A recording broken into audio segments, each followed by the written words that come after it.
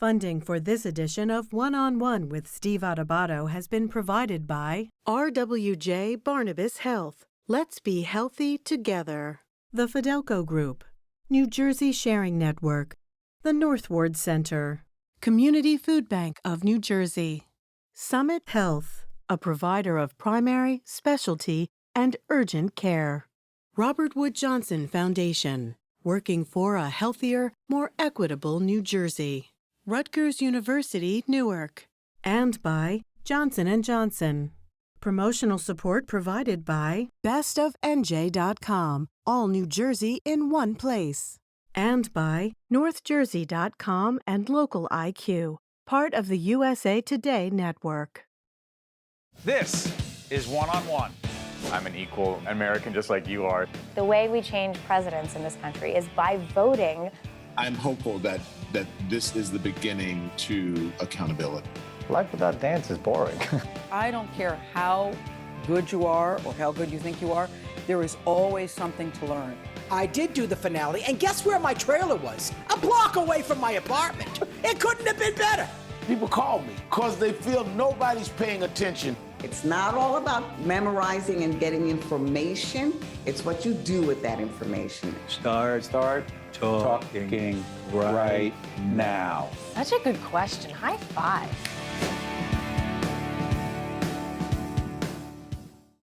Hi, everyone. I'm Steve Adubato. For the next half hour, you're going to hear two authors who are experts in government and politics and understand the Trump presidency. They are, in fact, Peter Baker and Susan Glasser, who are co-authors of the book, The Divider, Trump in the White House, 2017 to 2021. Peter and Susan, thank you so much for joining us. Thanks for having us. Thanks so much. By way of background, Peter is the chief White House correspondent at the New York Times and also political analyst at MSNBC. Susan is a staff writer at The New Yorker and author of its weekly letters from Biden's Washington, and also a CNN global affairs analyst. And they also are in the same home because they live together and are married. Full disclosure, I'm disclosing things all the time. I want to disclose that. Fair enough. So in reading the book, there's so many aspects of this I want to focus on, but here's the primary one out of the box. I'm a student of leadership. We do a sister program called Lessons in Leadership. Dare I ask you, Susan, could you finish the sentence? Donald Trump as a leader is, please.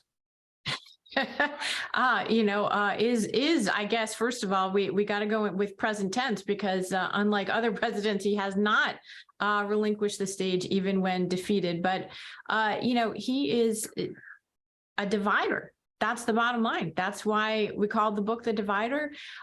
Trump is a genius at not only marketing himself, but I think more importantly, he senses the fissures and divisions around him, whether it's in the country or in his own family. And that, to me, is really the hallmark of his time in public life. We should also make it clear we're taping on the 15th of November. It is a Tuesday. I believe there's an announcement being made today. If it hasn't been made already, we've been taping most of the day. And it is what it is. Peter, Trump as a leader is? Well, I think divider is a good way. I think he's also, he is a disruptor. He is a unique force. We've never seen anything like him in the presidency. He not only came into the office without a single day of experience in public office or the military, he came in with a radically different view of how the White House should be run. The view basically that it should be like his personal business, the Trump organization, where he calls all the shots. There's no board of directors, no shareholders. And in this case, in the case of a president, he was resistant to the traditions and institutions that serve as a check on power, whether it be Congress, the courts, agencies, or even, some people would say the Constitution. So I think that he's a disruptor as well as a divider. Susan, when we relate institutions that matter, we have a series that we've been doing called Democracy at a Crossroads. The graphic will be up, and here's why. We see ourselves in public media as a very important part of helping inform people. We have no horse in any race, helping inform people about issues that matter and how government works or does not work. Enemy of the people, that we are the enemy of the people. When the president said that, Jim Acosta's book, I believe, is of the same name. When a politician, in this case, President Trump calls us in the media that we are enemies of the people. What is the real significance of that from a broader perspective in terms of, trust me, there's an end to this question, a functioning democracy? Yeah, well, I think you're right to ask that question. Peter and I lived for 4 years in Russia and traveled all across the former Soviet Union as correspondents. And so for us, I think that term, as soon as Donald Trump said it, it had a particular horror. The reason is that enemies of the people was a term invented by Stalin, as Khrushchev once noted, to condemn millions of people to the gulags in the Soviet Union, vrag naroda. It's a particularly dehumanizing term. And, in our book, we recount the story of actually how once Leslie Stahl confronted Trump. Why are you attacking the media? Why are you ripping us down? Especially given that Trump was such a creature himself of the media, obsessed with it, eager to participate in its coverage. And, he said one of those classic unintentionally revealing Trump things. He told Leslie Stahl, well, so that when you write bad things about me, no one will believe you. I saw that interview. Peter, stay on this. Trump and Fox News, Rupert Murdoch. I've been watching a CNN series on the Murdochs, and it makes Succession look funny, which it's not. It's compelling, but it's more real. That being said, Donald Trump is also in some ways a creature of Fox News in the eyes of many. But now they are covering him in a different way, and he talks about them in a different way. Trump and Fox News / right-wing media. Talk about that, Peter. Yeah, it's a good point, because in fact, it's really a story about how Trump came to power, right? Fox News used to be kind of the arbiter for conservative politics. If you were a Republican who wanted to win, you went to Fox News and tried to get on their good side. Trump made it the other way around. He kind of tamed Fox News and made them his adjunct of power, so that he would dictate to some extent the themes that they would carry, the stories that they would talk about. He would talk regularly with Sean Hannity after a show. He would be, he rated in his own mind the various anchors and hosts on Fox. This one gets a 5 out of 10. This one gets a 12 out of 10. And it got to the point where Fox, which under Roger Ailes had been sort of this independent conservative outfit within the conservative ecosphere, was more or less became a part of Trump's orbit. Now they seem to be breaking away right now, especially in the wake of the midterm elections, which Trump, helped bring the Republicans down. At least that's the view of most Republicans. You hear Fox and the New York Post and other parts of the Murdoch empire at Wall Street Journal being much more vocal than they had been in the past, and saying it's Trump's fault. It's time for him to leave the stage. Let's move on to the next evolution of Republicans. So they have now sort of broken away from Trump, at least in the moment. Susan, I'm going to go to back in a moment. Trump and autocrats, people like Putin and others, and his seeming sense he respects them or he admires them. I'm not sure what it is, but I want to talk about COVID, because a big part of the book, a significant portion of the book, and we had Governor Chris Christie. We're a New Jersey-based operation. We've had the governor on many times. He talked about his experience with COVID, prepping Donald Trump for that debate, when in fact Donald Trump and many of the people who were prepping got sick. The president had COVID after that. There's a question here, and it's this. The book goes into detail about the president and his leadership or lack thereof in the face of COVID, consistently in the beginning saying, it's going to go away, whatever. What do we need to understand about Trump and COVID, and why is that important moving forward for all leaders of this state, region, and nation, as it relates to public health? Yeah, no, I think it was in that sort of public health catastrophe, a once in a century level magnitude catastrophe, that you really saw so very clearly, I think, that the limits of Trump's approach to the White House. You saw, his ignorance about the government and the vast machinery of the government, his desire to interfere even in what should be non-politicized independent agencies, public health being first and foremost among that, but certainly not alone in that. You saw Trump's viewing of the pandemic almost purely through the lens of self-interest, and in particular, the fact that it was his his election year. You saw his embrace of conspiracy theories, which again, hardly limited to public health, but certainly extraordinary when you saw the ways in which he, thought of it all as a, vast conspiracy against him that it even existed, never mind promoting, sort of quack cures. And so what I would say to you is that, Trump and COVID is a story about the extreme hyper-personalization of power that Donald Trump brought to the presidency, and that really is characteristic not of a functioning democracy as we imagined in the United States, but of a kind of country like China, where Xi Jinping can personally dictate, that millions and millions of Chinese remain locked in their homes even now, 3 years into the pandemic. Real quick, and I, as a student of leadership, I often say that what's important for a leader is to remember it's about them, meaning whoever they are, those who are affected, thousands, and then ultimately a million Americans, et cetera. Extraordinary loss, pain, suffering of others. The issue of empathy in Trump is talked about in the book as well, versus it's about me. Everyone can decide for themselves, but the book is called The Divider. Peter and Susan have co-written that book. Peter, let's in an effort to, I don't like to say fair and balanced because some other people have said that, and it is what it is. In an effort to be as fair as possible, from 2017 to 2021, President Trump did what well? Well, look, if you are a conservative and you believe in his policies, he did a number of things very well, right? He enacted large tax cuts. He increased military spending. He put 3 conservative justices on the Supreme Court. If you're against abortion rights, then that worked out really well for you because those 3 justices helped lead to the Dobbs decision this last year. Obviously, those are for people who approve of those policies. The Abraham Accords, you would say, certainly happened on his watch, where Israel has new diplomatic relations with some of its Arab states. That was probably likely, that was heading that way anyway, but certainly it happened on his watch and his administration. How about the economy? I'm sorry for interrupting, Peter. Yeah, the economy, the stock market, for many, hey, I did well under Trump, you say? Exactly. Look, it was not the greatest economy of all time. He's a master salesman, right? He sold a good economy and made it sound like it was a better economy than it was, but it was a good economy. He took the economy that Obama left him and he kept it going, and he instilled confidence. I think that salesman skill of his did instill confidence, which is why the markets went up so much, because they believed that things were really going well. Consumer confidence and investor confidence went way up.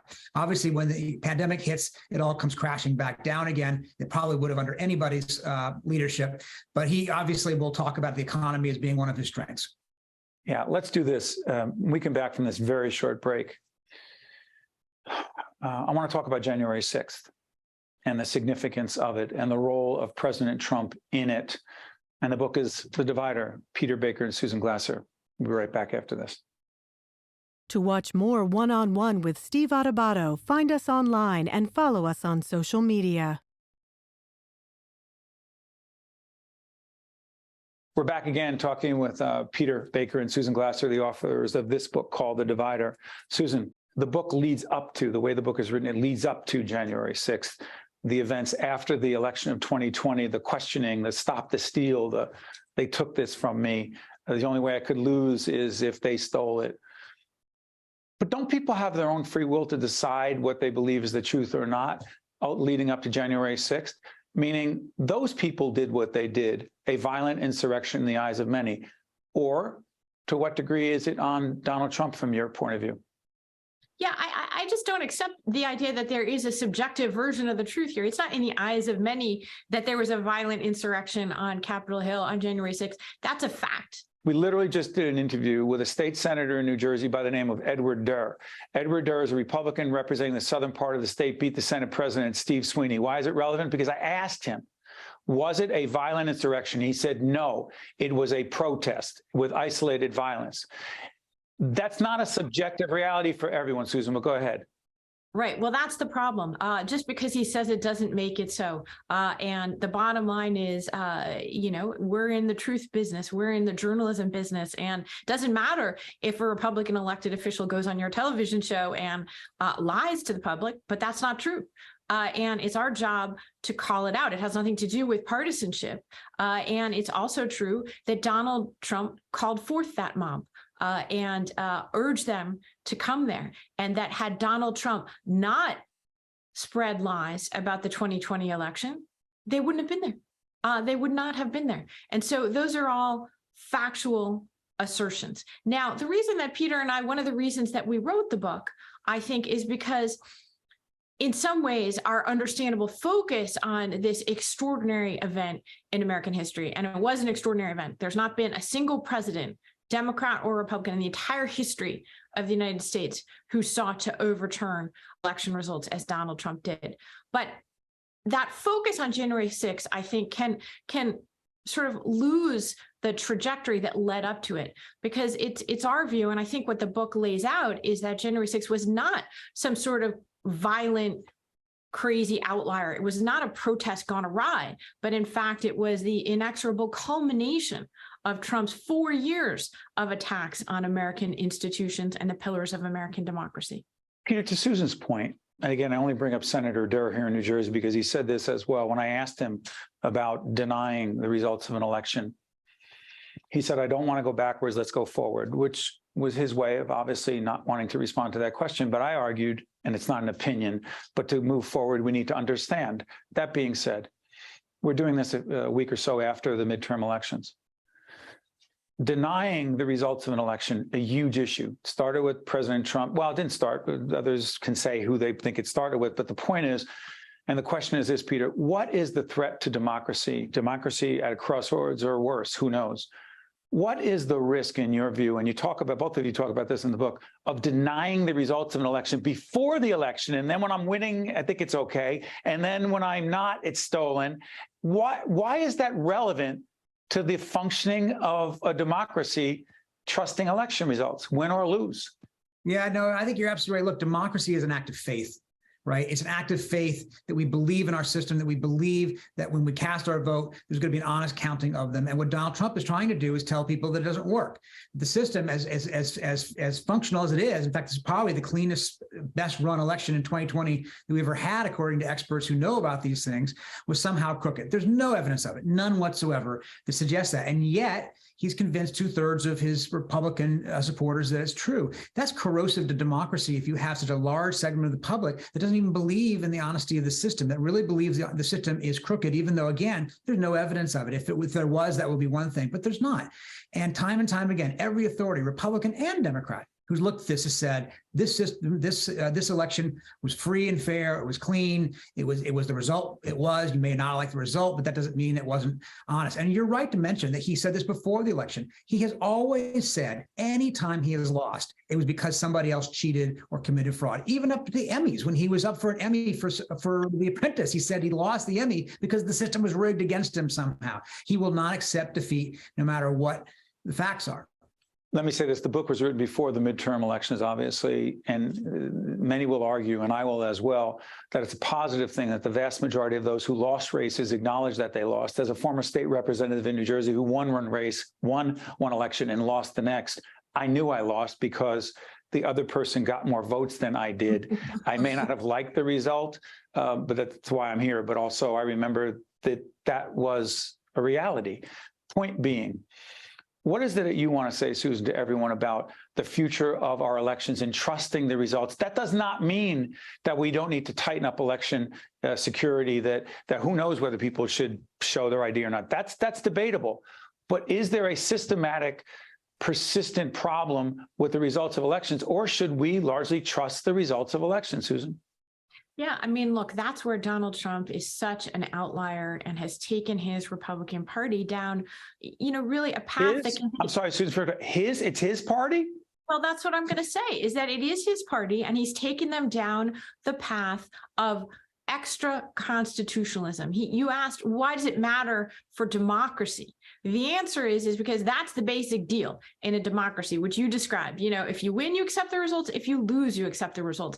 If we have one of our two parties that does not accept the results of an election because they lost, then we don't have a constitutional system that works anymore. And that's why you've seen people who are so concerned, who follow democracies, because also this is the way to democratic unraveling, not just in our society, but in other societies that have experienced democratic small d rollbacks. And so I think that, you could say on November 3rd, 2020, that this wasn't going to happen, that it wouldn't be Donald Trump's Republican Party anymore.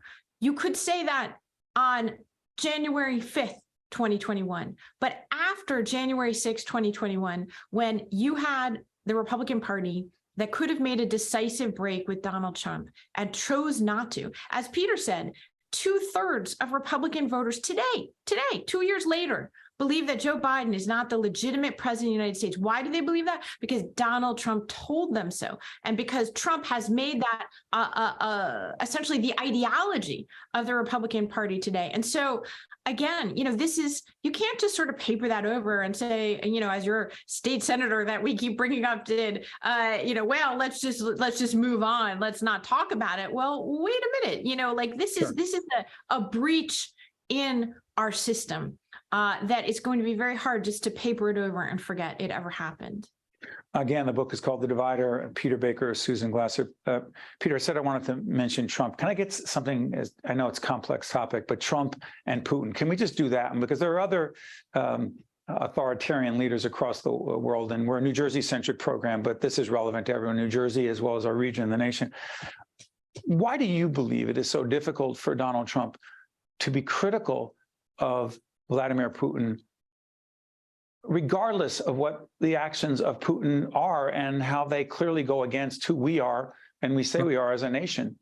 Right. I think there are two things. First of all, he believes that any criticism of Putin, particularly of the 2016 election interference, undermines his own legitimacy as president, right? He believes anytime anybody says, hey, Russia shouldn't mess around our elections, that we're saying Donald Trump was not legitimately elected, which is actually two different things, right? He won the election.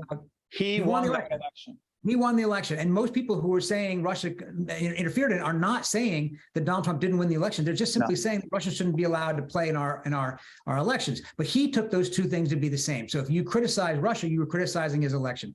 The second thing is what you said earlier, which is his affection for autocrats in general. He has had a particular affection for Trump, for Putin long before the election, going back years when Putin was named Man of the Year. Trump sent him literally a fanboy message saying, you're the best, you're great. He, time after time, long before he became president, he admired Putin's strength. And he does seem to look after strong men, literally as that, strong men. His father taught him the best word to use to compliment somebody is a killer. You're a killer. And well, who's more of a killer than Vladimir Putin? And somehow Donald Trump got in his mind that Vladimir Putin was somebody to be admired. And he did, even though everybody else told him not to. Yeah, a couple of minutes left. Susan, let me try this. Again, as I said, we're a New Jersey-centric public affairs series. Chris Christie, if you look on the table of contents, or excuse me, the index, there's tons of Christie stuff and Trump. We've had Chris Christie many times. Check out our website. Last time the governor was with us, he told us his views about Donald Trump, leadership, lack thereof, et cetera. The relationship between Trump and Chris Christie, who advised him, who helped prep him for debates, who lost to him and then was the first on board in 2016 to support him. That being said, do you believe there will be more prominent Republicans, not just in our region, but across the nation, who will, quote, break from the former president, particularly as it relates to this run for the presidency? It really is remarkable. Chris Christie is such an example in many ways of how the Republican Party fell into line with Donald Trump, even though they knew he was wildly unsuited for the presidency. It was his own opponents in 2016, people like Chris Christie, people like Lindsey Graham, who called him a kook, who said he was wildly unsuited to the presidency. Marco Rubio. Absolutely, who were insulted and belittled like by Ted Cruz. and fell in line behind Trump nonetheless. And, I think it's that kind of slavishness to have access to power, to even be dazzled by it in some ways, as I think Chris Christie was at times, certainly Lindsey Graham was. So Christie is a character in our book for that reason, constantly flirting with and wanting to be close to the center of the action, and yet never quite being able to get the big job job. Trump does at one point ask him to be chief of staff, but he realizes that, that's going to be a disaster. And, the falling out had almost a feeling of inevitability between Christie and Trump, both because it was so clearly a transactional and opportunistic relationship between the two, including, you referenced Christie getting COVID. Christie blamed Trump for almost killing him. Remember, I'm sorry for interrupting again. I interrupted Susan 3 times. I apologize. Remember, Trump said to him, and Christie wrote this in his own book, Chris, you're not going to tell people that you got COVID from me. I'm sorry, thinking it's about me. Go ahead, Susan, go ahead. That's exactly right. That's exactly right. So two guys with monstrously huge egos were bound to clash in some ways. And certainly Chris Christie has a healthy self-regard as well. And so, the other thing is, though, that Donald Trump has fallen out with nearly everybody. There's a great line in the book from Reince Priebus, Trump's first chief of staff, who is humiliated, by the way, by Donald Trump, tweeted out of a job, left standing on the tarmac at Andrews Air Force Base in the rain, while Trump zooms off, nonetheless refuses to forswear him publicly. But Priebus used to tell people, there's only two kinds of advisors that Donald Trump likes: those who used to work for him and those who will work for him. Trump falls out with everybody. And that's why you had the sort of clown car of chaos and dysfunction in the White House, in everything basically that Donald Trump ever ran in his life.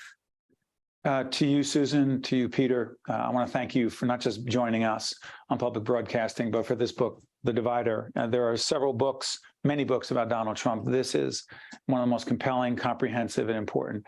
Thank you both for joining us. We wish you all the best. Thank you so much. Really appreciate it. Thank you so much. You got it. I'm Steve Adubato. Thank you for joining us. See you next time. One-on-One with Steve Adubato has been a production of the Caucus Educational Corporation. Funding has been provided by RWJ Barnabas Health, the Fidelco Group, New Jersey Sharing Network, the Northward Center, Community Food Bank of New Jersey, Summit Health, Robert Wood Johnson Foundation, Rutgers University, Newark, and by Johnson & Johnson. Promotional support provided by bestofnj.com and by northjersey.com and Local IQ, part of the USA Today network. I'm very grateful that I'm still here. That's me and my daughter when we went to celebrate our first anniversary. With a new kidney, I have strength. They gave me a new lease on life. I'm still going everywhere and exploring new places. Nobody thought I was going to be here. Nobody. And I look forward to getting older with my wife. That's possible now. We're transforming lives through innovative kidney treatments, living donor programs, and world-renowned care at 2 of New Jersey's premier hospitals. They gave me my normal life back. It's a blessing. RWJ Barnabas Health. Let's be healthy together.